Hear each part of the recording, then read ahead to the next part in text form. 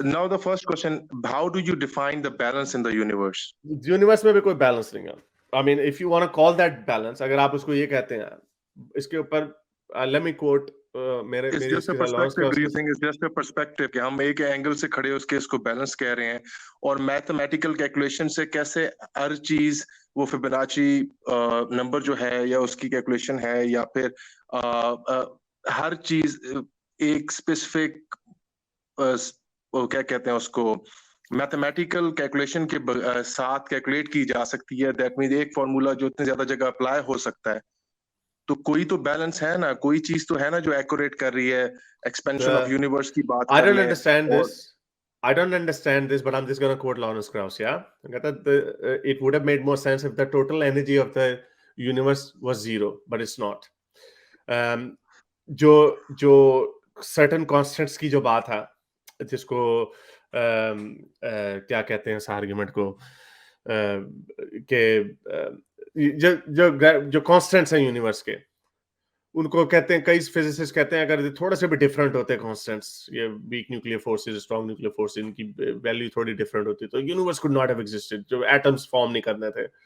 This is not me saying, this is Lawrence crows saying that we actually don't know कि उस वक्त की universe कैसी होनी थी, और उस वक्त के अगर अंडर दो सर्कमस्टांसेस किस किस्म के एटॉमिक स्ट्रक्चर्स होने थे.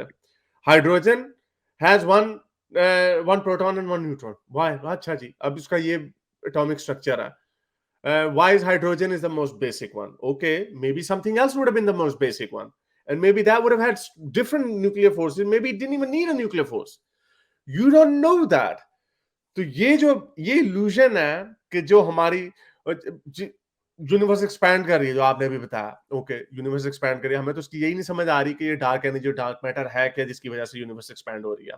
And we can't actually say anything with certainty कि अगर ये ऐसे हो जाता तो वैसे हो जाता.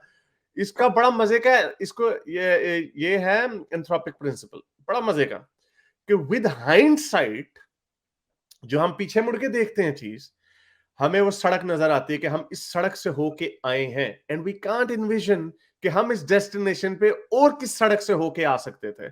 We can't envision that. जो बटरफ्लाई इफेक्ट्स की जो हम बात कर रहे थे, कई लोग एक ये कहते होते हैं, just to understand this argument anthropic principle, कि अगर सो एंड सो टाइम पे किसी सो एंड सो डायनासोर ने उधर मुड़ के ना देखा होता, और उसने उस फूल को ना सूंघा होता, और उसने वो छींक ना मारी होती, तो maybe none of us would have been here. Some people, some people तो बहुत सी एग्जांपल्स हैं. We could be मैं आपको एक बताता हूं.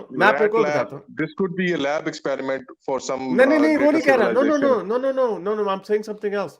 मैं आपको चेन ऑफ इवेंट्स की बात कर रहा हूं कि हाँ जी, I agree totally, मुझे समझ आ गई बिल्कुल. आप ठीक कह रहे हैं कि किस तरीके से रिपल इफेक्ट होता है, कि even a small incident can lead to a total new life on this whole planet. और चले उसमें तो हम केटी, जो चिक्सुलुप क्रेटर है, जो केटी बाउंड्री इवेंट जो है, चलो वो तो हम है ही है ना, उसके ऊपर तो कोई डिसएग्रीमेंट नहीं है. लेकिन यूनिवर्स की जो आप बात कर रहे हैं, यूनिवर्स की जो जिस तरह हम इमेजिन करते हैं कि यूनिवर्स ऐसी है और ऐसे और किसी तरह हो ही नहीं सकती थी. This is not me saying, मुझे इसकी पूरी समझ नहीं है, but I am just going to quote a physicist. Lawrence Krauss कहता है कि हम ये नहीं कह सकते कि अगर ये यूनिवर्स की ये चीजें इस तरह ना हो रही होती तो किसी और तरह होती, तो वो यूनिवर्स ना हो सकती और उस यूनिवर्स के अंदर लाइफ ना एग्जिस्ट कर सकती. We can not say that. Some physicist है कि हाँ नहीं होना था. सो इससे पता ही चलता है, I am not a physicist, maybe you are not a physicist either. इससे पता ही चलता है, leave that to the physicist. अगर फिजिसिस्ट के दरमियान डिसएग्रीमेंट है ना, तो it means there is something deeper than that, then you and I don't know. So let's leave it at that. चलो, बहुत शुक्रिया sir. Thank you very much for your time. I have a few more questions, लेकिन आपका 5.5 घंटे का आज का session हो चुका है. I think आप mentally काफी drained हैं. तो चलें, next weekend thank you again. अच्छा जी, ओके, बहुत शुक्रिया. मेरे इस नेक काम को जारी रखने के लिए मुझे PayPal या Patreon पे जरूर सपोर्ट कीजिए, ताकि मैं अपना पैगाम ज्यादा से ज्यादा लोगों तक पहुंचा सकूं.